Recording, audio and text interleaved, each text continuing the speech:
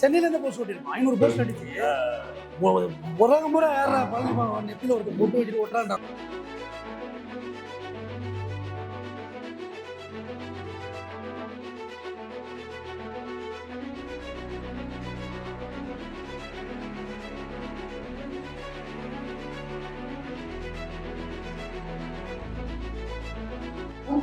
முறை சிறையில் போட்டு ஏன் ஒரு கேஸ் காமிச்சு வாங்க முடியல, தண்டனை வாங்க கொடுக்க முடியல. காரணம் அவரோட இந்த கல்வி.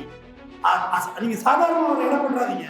அவர் என்ன நம்ம ஒரு மிகப்பெரிய ஜீனியஸ், அதாவது இன்டெலிஜென்ட்டுக்கு மேல ஒரு விஷயத்த பேசினா அப்படியே அதை ட்விஸ்டா அதை அர்த்தம் சொல்லணும். அந்த மாதிரி ஒரு மனிதர். பெரியாரை பத்தி நிறைய அவரெல்லாம் போட்டு பொழந்தாங்க. ஆக்சுவலா அப்படிப்பட்ட தலைவரே இல்லை அவரு. ஆனா அவரை மாத்தி புஷ் பண்ணி திருச்சி பிழைப்புக்காகவும் சாக்கடையில் ஊழலும் ஈக்களுக்கு தெரியாது தேனீக்களின் அருமை என்று சொன்னாலும் புரியாது. காமராஜர் சொன்னாருங்க, கூந்தாடி பீடி செல்லாத நாளைக்கு நாட்டை கூந்தி அடுத்து காமராஜர் பதிவு புரியுங்க. அவ்வளவு அழகான புரியுது. நமக்கே சில விஷயம் நான் புரியாத விஷயம் ஏமாற்று அரசியல்வாதிகள் இருப்பார். 18% ஓட்டு இருக்க ஒரு இஸ்லாமிய சமுதாயம் ஏன் இன்னும் 2 சீட்டு 3 சீட்டு நிற்கணும்னு நான் கேட்கிறேன். உங்களோட முதல் தலைவரை பாருங்கள், எப்படிப்பட்ட தலைவர்கள் இருக்கிறார். 17-18 ஆண்டுகள் இரவை முழுவதும் சிறை கழித்த பிறகு இருக்கிறார். நீங்க சின்ன தப்பு பண்ணாலும் அவர் பாதிச்சிருக்காங்க. தெரியும்.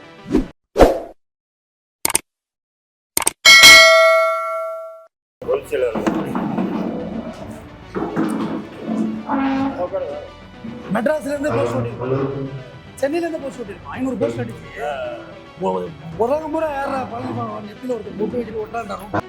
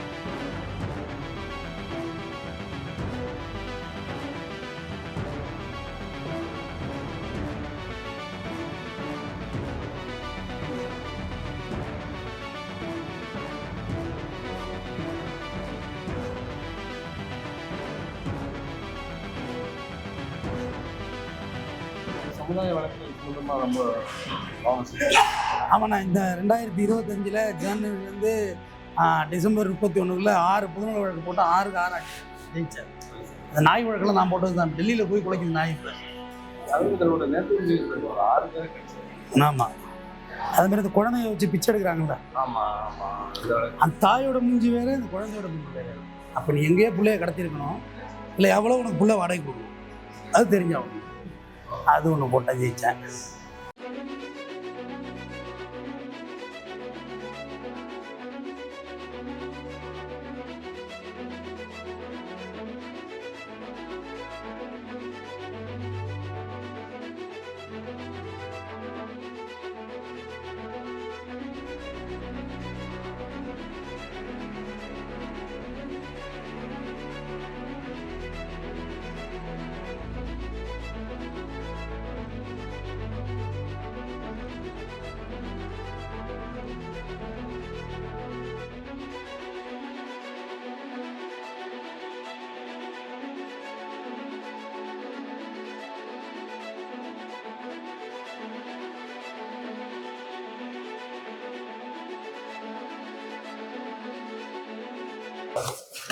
அனைவருக்கும் என்னுடைய வணக்கம். நான் வழக்கறிஞர் தமிழ்வேந்தன், சென்னையிலேருந்து வர்றேன். அது 11 ஆண்டுகளமாக வந்துட்டு இருக்கேன் இந்த இடத்துக்கு. அண்ணன் சொன்னாரு கத்தி கத்தி சாவணும் இல்லை கத்தியால சாவணும்னு. கொஞ்சம் மாற்றி சொல்றேன்னு, குத்தியோட சாவணும், அவ்வளவுதான். இங்க தேவை, நமக்கு தேவை படிப்பு. பழனிபாபா சொன்னாரு, பழனிபாபா மேடையில் வந்து சின்ன சின்ன பசங்களை கொண்டு வச்சுலாம் கிரௌடு காமிச்சு பாலிடிக்ஸ் பண்றாங்க. இன்னொரு விஷயம், இன்னைக்கு வந்து அரசியலுக்கு வர்றவங்க ஒரு பெக்கர் வர்றாங்க, பிச்சைக்காரன். அதாவது எப்படியாவது வந்து மீட்டர் போட்டு ஆட்டையை போட்டு சம்பாதிக்கணும், கான்ட்ராக்ட் எடுக்கணும். எதிர்கட்சியில் இருக்கான்னு கேட்டா தெரியாது, கட்சி தலைவர் கேட்டா தெரியாது, பொது தலைவர் கேட்டா தெரியாது. ஆனா ஒரு கான்ட்ராக்ட் எடுக்கணும், சின்ன சிலிண்டர் ஒரு தார் சம்பாதிக்கணும் ஒண்ணு. இன்னொரு அரசியல் போடுறான், அவன் யாருன்னா மிகப்பெரிய கோடீஸ்வரன். தன்னுடைய பணத்தை பாதுகாக்க ஒரு கேடயமாக அரசியலை பயன்படுத்திக்கிறான். ஒழிஞ்சிக்கணும், சம்பாதிச்சாச்சு, மீட்டர் போட்டு அடுத்து இடி, அது என்ஃபோர்ஸ்மெண்ட் டைரக்டரேட் வரும், இன்சூரன்ஸ் வரும், ஆன்டி கரப்ஷன் வரும், எல்லாம் வரும். அதுக்கு ஒரு இடத்துல ஒழியும். ஆனால் இந்த ரெண்டு நிலையும் கடந்த ஒரு மாமனிதனாக பழனிபாபா வந்தார். இருக்கிறவங்க நீங்க எவ்வளவு பெரிய பணக்காரர் மேலெல்லாம் செலுத்த விட்டது, நீங்க எவ்வளவு பெரிய பணக்காரங்க இல்லை, நல்லா பணக்காரங்களா இருங்க. நம்ம எல்லாரும் விட ஒரு பெரிய பணக்காரராக இருந்தார் பழனிபாபா. அதான் முக்கியம். அவருக்கு இந்த சமகால அரசியல்ல எங்க போயிருந்தாலும் அவருக்கு சீட்டு உண்டு. அவருக்கு மட்டும் ஒரு 10 சீட்டு கொடுத்துருப்பாங்க, அந்த இவரை போலதான் வாங்கியிருப்பாரு. அவருக்கு சீட்டு உண்டு. ஆனால் அவர் அதை விரும்பவும் இல்லை. நோட்டை பத்தி சொல்ல வேண்டியதில்லை, அவர்கிட்ட இல்லாத காசை யாரும் கொடுக்கல. எஜுகேஷன், அவருடைய இருந்த கல்விக்கு ஏதோ ஒரு தனியார் கம்பெனில சிஓவா இருந்திருப்பாரு. சிஓன்னா நீங்க சம்பளம் என்னன்னா தெரியும், 5 lakhs அந்த காலத்துல 2 லட்சம் ரூபாய் இருந்திருக்கும். அவர் அட்வைசரா இருந்திருக்கலாம். இது எல்லாத்தையும் தூக்கி எறிஞ்சிட்டு அவர் தியாகத்திலே உச்சகட்ட தியாகம், தன்னுடைய இளமையை தியாகம் பண்ணியது. இங்க வந்திருக்க இளைஞர்கள் எல்லாம் பார்த்தேன். நான் ஒரு மாற்று சமுதாயத்தை ஒருத்தர் செஞ்சா அது வியூஸ், நீங்க ஒரு இல்லாத வேலை செஞ்சீங்கன்னா அது வியூஸ், அவ்வளவுதான். ஹெட்லைன் டாபிக் தூக்கி மேல போட்டுருவான். எல்லாரும் ரீல்ஸ் எடுக்கிறான், பிரச்சனை பண்றான், எல்லா சமுதாயத்திலையும் தகராறு இருக்கு, அக்கப்போ இருக்குன்னா இல்லைன்னா சொல்லல. ஆனால் நீங்கள் செய்தீர்கள் என்றால் ஒரு நிமிடத்தில் முத்திரை குத்தப்பட்டு எந்த சிறையில் இருக்கிறீர்கள் தெரியாது. அந்த மாதிரி சிஸ்டமேட்டிக் இங்க இருக்கு. பன்னன் தடாயும் அவர்கள்லாம் வந்து தொலைக்காட்சி சென்னையில தான் பழக்கம்னா அவர்கள் இந்த இளமை காலம் முழுவதுமே சிறையில் அடிக்கிட்டேன். பாருங்க, வயசான பிறகு இருந்து மறுபடியும் விட்டக்கூடாது, இந்த இளைஞர்களை அப்படி அப்படியே விட்டு போயிடக்கூடாது அப்படின்னு மறுபடியும் நிற்கிறாங்க. சில முரண்பாடுகள் எல்லாருமே இருந்திருக்கும். பழனிபாபா அவர்கள் சொன்ன எஜுகேஷன் எனக்கு ரொம்ப பெரிய வருத்தம். இஸ்லாமியர்கள்ட்ட கல்வி குறைவா இருக்கும்னு நான் நினைக்கிறேன். நான் ஹையர் எஜுகேஷன், நான் காலேஜில் படித்தேன், யூஜி முடிச்சிருக்கேன், பிஜி முடிச்சிருக்கேன். 50 மாணவர் இருந்தால் ஒரு இஸ்லாமிய மாணவர் தான் அங்கே வந்து சட்டம் கொண்டு போயிடணும். சட்டம் பயிலுங்கன்னு சொல்லலை, ஆனால் சட்டம் தெரிய வேண்டும். ஏன்னா இந்த நாட்டு தானே வாங்கணும், சட்டம் தெரிஞ்சவங்க இல்லை. ஏன் கல்வியில நாட்டம் இல்லாமல் போயிடுது? எங்க பகுதியில இருக்கிறாங்க, வெளிநாடு போயிடுவாங்க, போயிட்டு நல்லா மணக்க சென்ட் அடிச்சுட்டு வர்றாங்க. பட் அது இல்லை, பொருளாதாரம் எப்பவுமே சம்பாதிச்சுக்கலாம், பெரிய விஷயமே இல்லை. பணம் ரொம்ப ரொம்ப ரொம்ப சாதாரண விஷயம். ஆனா கல்வி இருக்குல்ல, அது ரொம்ப பெரிய விஷயம். ஏன் பழனிபாபா 125 முறை சிறையில் போட்டு ஏன் ஒரு கேஸ் கான்விக்ஷன் வாங்கி கொடுக்க முடியல, தண்டனை வாங்கி கொடுக்க முடியல? காரணம் அவரிடம் இந்த கல்வி. நீங்க சாதாரணமா அவர் என்ன பண்றாதீங்க, அவரெல்லாம் நம்ம வந்து ஒரு மிகப்பெரிய ஜீனியஸ், அதாவது இன்டெலிஜென்ட்டுக்கு மேல ஒரு விஷயத்த பேசினா அப்படியே அதை ட்விஸ்டா அர்த்தம் சொல்ல முடியும். அந்த மாதிரி ஒரு மனிதர். அதாவது பழனிபாபா எப்போது கொலை செய்யப்பட்டார் அப்படின்னு அதெல்லாம் என்னோட அருமையான சொல்லுவார். நான் சின்ன பையன் அப்படிலாம். அதாவது இங்க சாதியை ஒழிக்க முடியுங்கிற நம்பிக்கைலாம் எனக்கு இல்லை. உங்கள்ட்ட யாராவது இருந்தாலும் அந்த நம்பிக்கை வச்சிருக்கு, ஜாதியெல்லாம் முடியாது, அப்படியேதான் இருக்கும். அப்ப என்ன செய்யணும், பழனிபாபா முடிவு எடுத்தார். பேசி பேசி தொண்டை கத்தி பார்த்து அவர் ரொம்ப நொந்துக்கிட்டார். ஒரு கட்டத்துல இஸ்லாமிய தலைவர்களே நொந்துக்கிட்டார். ஏன்னா அங்கேயும் சீட்டுக்கு நிக்கிறீங்க, நான் உங்க ஆட்சியே கட்டமைச்சு தரத்துக்கு நிக்கிறேன், நீயான்னு போறேன். அப்ப அவர் சொன்னாரு, சாதிகளின் கூட்டமைப்பு சமூக கூட்டமைப்பை ஏற்படுத்தும். இது நிஜமான உண்மை, சத்தியமான உண்மை. 3 ஜாதி ஊர்ல இருக்கா, ஒரு இஸ்லாமியன் கன்ஜெக்ஷன் வேர்டு சொல்லுவோம் ஆங்கிலத்துல, இணைப்பு மொழி. ஒரு இஸ்லாமியர் ஒருவர் மற்ற 3 ஜாதிகள் ஒன்னா முதல்ல ஒண்ணு ஆகும், அப்புறம் கல்யாணம் காட்சி பண்றதுக்கு பிறகு பேசுவோம். டைரக்டா ரிவர்ஸ்ல இருந்து போறாங்க. கல்யாணம் பண்ணா ஜாதி ஒழிஞ்சிடும் அப்படிங்கிறது ரிவர்ஸ் தாட்டது, அது புரிதல்ல தாட்டது, கோளாறுல தான் கொண்டு வரணும். அது அந்த அளவுக்கு இன்னும் நம்ம பண்படலை. நம்ம இளைஞர்களை தவறான வழியில டீச் பண்றது. சாதி சங்கத்துல போய் சேர்ந்தா ஜாதி எழுந்திருப்பான், சாதி கெட்டிமா இருக்கு, மந்திரவாதம் கண்டுபிடிச்சா மந்திரிமார் கெட்டியா பிடிச்சிக்கிட்டான், விடவே மாட்டான். நீ ஜாதி பின்னாடி போனீங்கன்னா போயிட்டே இருக்க வேண்டியதுதான். அது எண்டே கிடையாது. ஏன்னா ஜாதி தீ சாதி. அப்ப ஒரு மேடையில வந்து பெரியாரை பத்தி சொல்லியிருந்தாரு. பெரியாரை பத்தி இப்ப நிறைய அவரெல்லாம் போட்டு பொழந்துட்டாங்க. ஆக்சுவலா அப்படிப்பட்ட தலைவரே இல்லை அவரு. ஆனா அவரை மாத்தி டுஸ் பண்ணி திருச்சி பிழைப்புக்காகவும் சாக்கடையில் ஊழலும் ஈக்களுக்கு தெரியாது தேனீக்களின் அருமை என்று சொன்னாலும் புரியாது. சாக்கடையில் கிடந்த ஈ அது வந்து பீல உட்காரும், அங்கிட்டு அங்கே உட்காரும், அங்கே உட்காரும். அதுக்கு போய் தேடி நான் போய் நூல் வந்து ஸ்டக் பண்ணி தேன் எடுத்து வந்து சேர்த்து அவ்வளவு ஸ்வீட்டான விஷயத்தை உருவாக்க. சுகர் இல்லாத ஒரே ஒரு விஷயம் தேன் மட்டும் தானே. எவ்வளவு கொடுத்தாலும் சுகர் ஏறாத ஒரு விஷயம் இயற்கை. அது இப்போ ஈகிட்ட போய் உங்களை பத்தி விளக்கம் சொல்லிட்டு இருக்க வேண்டாம். அதனால நீங்க கல்வியை கண்டிப்பா பண்ணுங்க. நீங்க அப்பா வயசுல உள்ளவங்க இருக்கீங்க, தம்பி வயசுல உள்ளவங்க இருக்கீங்க, நல்லா படிக்கணும். படிப்பே இல்லை, அதே கல்வி ரொம்ப முக்கியம். நான் 4th ஜெனரேஷன் வீட்டில் படிச்சேன். நான் படிச்சதே கம்மி தான். என்ன பிஏபிஆருக்கு எல்லாரும் படிக்கிறாங்க. அந்த அளவுக்கு அதில் வாண்டட் இல்லை, வேலை வாய்ப்பு இல்லை. பட்டாலும் சட்டம் தெரிஞ்சுங்க, கம்பல்சரி சட்டம் தெரிஞ்சுங்க. ஒரு காவல்துறை உங்களை கூப்பிட்டு போறாங்கன்னா குறைந்தபட்சம் ஒரு வழக்கறிஞரை அழைச்சிட்டு போங்க. உங்க மாநில தலைவருக்கு தெரியப்படுத்துங்க. சார் இந்த மாதிரி போலீஸ் தூக்கியிருக்காங்க. எந்த போலீஸ்னா தெரியாது. ஏன்னா வந்து தூக்குறவங்க இதுல எத்தனை ஐஏஎஸ் உட்காந்துருக்கேன்னு எனக்கு தெரியும். என்னால சொல்ல முடியும். இங்க என்ன வீடியோ எடுக்கிறது, நானே வீடியோ எடுத்துறேன். என்ன இருக்கு, எடுத்தீங்க டெரரிசம் பண்ணிட்டோம். அது மாதிரி ஒரு குல்லா வச்சு ஒரு தாடி வச்சா நான் பம்பாய் படம் பார்த்தீங்களா, மனுஷா போயிருந்தாருன்னு சொல்லி அடிச்சிருப்பாங்க. உதாரணம் சொல்றது கூட சினிமாவுக்கு தான் வேண்டியது இருக்கு. சினிமாக்காரங்க எல்லாம் போராடி வழிபாடு ரொம்ப தெளிவா சொன்னார்.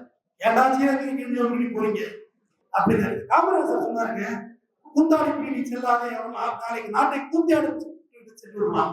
காமராஜர் பதிவு பண்ணியிருக்காங்க விஷயம். அவ்வளவு அழகான புரிதல்.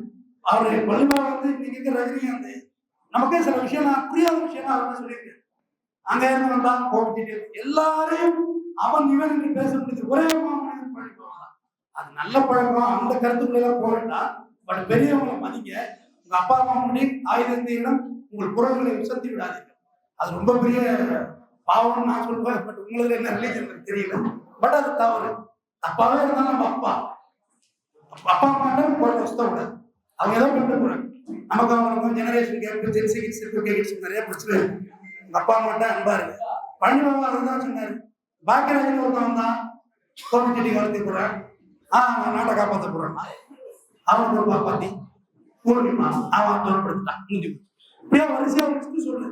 ரஜினிகாந்த் அதான் கடைசி வரையும் ஒரு பிராமண எதிர்ப்பு ரொம்ப ஸ்ட்ராங்கா இருந்துச்சு. அது ஏன்னு இன்னைக்கு வரைக்கும் புரியாத ஒரு புதிர் தானே. நீங்க நினைச்சிட்டு இருப்பீங்க கோயில மனிதரா ஆடிட்டு இருக்காரு, பாவம் இந்த ஐயருக்கு பிடிக்காது. நீ பாக்குற ஐயர் வேற, நான் சொல்ற ஐயர் வேற. பார்ப்பனர்கள் நல்ல மனிதர்கள் தான், எளியவர்கள் தான். ஆனா பார்ப்பனியம் ஒண்ணு இருக்குல்ல, இந்த அன்டச்சபிலிட்டிங்கிறது எங்க இருந்து உருவாச்சு? இந்த தீண்டாமை எங்க இருந்து உருவாயிருக்க முடியும்? 2000 வருஷத்துக்கு முன்னாடி நீங்க எல்லாம் ஃபிளைட்ல போறீங்கன்னா நம்ப முடியுமா? ராமாயணத்துல புஷ்ப அது மணிபாபா பிஹெச்டி படிக்காரு. இதை வச்சு ராமாயணத்துல பிஹெச்டி படிச்ச புஷ்பமா அப்படி இருக்குன்னு சொல்லியிருந்தாரு. பழனி முருகன் கோயில் அந்த இடத்துல இருக்க நான் முருக பக்தன் தான். நான் இங்க வர மாலை போட்டு அந்த நாட்கள்ல அவர் முருகனுக்கு விளக்கம் சொல்றாரு. முருகன் என்றால் அழகு என்கின்ற விகிசிது முருகன் ஆச்சு. இதெல்லாம் எதுக்காக நீங்க உங்கள்கிட்ட சொல்றேன்னா, நான் ஒரு குங்குமப்பட்டோடு நான் ஒரு அடையாளத்தோடு நிற்கிறேன். நான் அடையாளத்தை அழித்துக் கொண்டு ஏமாற்ற வந்தவன் அல்ல. ஒரு நாளும் அதை செய்ய மாட்டேன். நான் இப்படியே தான் வருவேன், இப்படியே தான் நிற்பேன், இப்படியேதான் போறேன். வருஷம் போறேன். இந்த வருஷமும் அப்படிதான் இருக்கு. நான் சின்ன பிள்ளையிலேருந்து வச்சிருக்கேன். நான் எதுக்காக வேண்டி அழிச்சுக்கிட்டு ஏமாத்தணும்? கோயில கொடுத்து உள்ள பூசுறான், வெளியே வந்து அழிச்சுக்கிறான். இந்த ஏமாற்ற அரசியல்வாதிகளை நம்பாது. 18% ஓட்டு இருக்க ஒரு இஸ்லாமிய சமுதாயம் ஏன் இன்னும் 2 சீட்டு 3 சீட்டுக்கு நிக்கணும்னு நான் கேட்கிறேன். உங்களோட மத தலைவர்களை பாருங்கள், எப்படிப்பட்ட தலைவர் உங்களுக்காக அமர்ந்திருக்கிறார். 17-18 ஆண்டு காலம் தன் இளமை முழுவதும் சிறையில் கழித்த பிறகு வந்து நிற்கிறார். நீங்க சின்ன தப்பு பண்ணாலும் அவரை பாதிச்சிடும். அது மட்டும் நல்லா தெரியும். நீங்க சின்னதா ஒரு தப்பு பண்ணீங்கனாலும் அவரை பாதிச்சிடும். இதுக்கு பிறகு அவர் மறுபடியும் கீழ் பிடிச்சி அவர் இளமை எவ்வளோ இடத்துல அவர் சம்பாதிச்சிருக்கலாம், காசை வாங்கியிருக்கலாம், எதையும் அவர் செய்யல. இளமை முழுவதும் சிறையில் கழித்தது தவிர வேற எந்த பாவமும் செய்யல. போன் பண்ணவன், போனவன், வந்தவன், வீடு வாடகை கொடுத்தவன் எல்லாரும் டெரரிஸ்ட் ஆகிட்டான். தூக்கு. நீங்கள் நினைத்துக் கொண்டிருக்கிறவங்களை எல்லாரும் வேடிக்கை பார்க்கிறார் என்று இது போன்ற தலைவர்கள் பின்னாடி நீங்கள் இருப்பதனால் உங்களை காவல் வாங்கி விட மாட்டார். ஒருபோதும் கடாராயம் போன்றவர்கள் உங்களை தவறான வழிக்கு இட்டு செல்ல மாட்டாங்க. ஆனால் நீங்கள் நல்ல தலைவர்கள் பின்னாடி நில்லுங்க. நீ யாருக்கு என்ன ஓட்டு போடுங்க, பழனிவா சொல்லிருக்காரு. யாருக்கு ஒன்றும் ஓட்டு போடு, என்ன சரியாத் சட்டத்தை வந்து ஜெயலலிதா போய் கையெழுத்து போட்டு வாங்கிட்டு இருந்தாங்க. டப்பு கைது பண்ணாங்க. பார் ஏடிஎம் கேட்கறான் எவனோ கை தட்டுறான் உண்டோ உண்டோ அவனுக்கு திருத்தவே முடியாது. அந்த அளவுக்கு உரிமையோட அவர் கேட்க முடியுது ஒரு பழனி பாபா. ஆனால் இன்று தடாரையும் அவர் பக்குவப்பட்ட மனிதன். சிறைக்கு போயிட்டு வந்து ரொம்ப பக்குவமான மனிதன். அவர் வராத போக டிபேட்ல இருந்து ஒருத்தர் படார் படார் அடிச்சு பேரை சொல்லாம ஒரு பேரு இப்ராஹிம் சொல்லி பிஜேபி போட்டு எழுந்து படார் படார் அடிச்சு நான் பிடிச்ச அண்ணன் எடுத்து உட்கார கோபடாதுன்னு சொல்லி அந்த மாதிரி எல்லாம் பிழைக்கிறாங்க. நீங்கள் உங்களை அடகு நீங்கள் பிழைக்க வேண்டும் என்றால் அதை இவரே செய்யறீங்களே.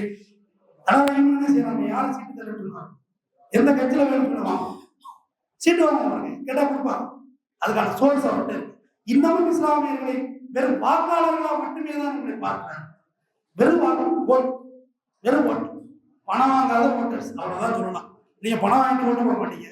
வட்டிக்கு பணம் வாங்கக்கூடாது. நான் சொன்ன நபிகள் நாயகத்துல ஈட்டிக்கு பணம் வாங்கக்கூடாது.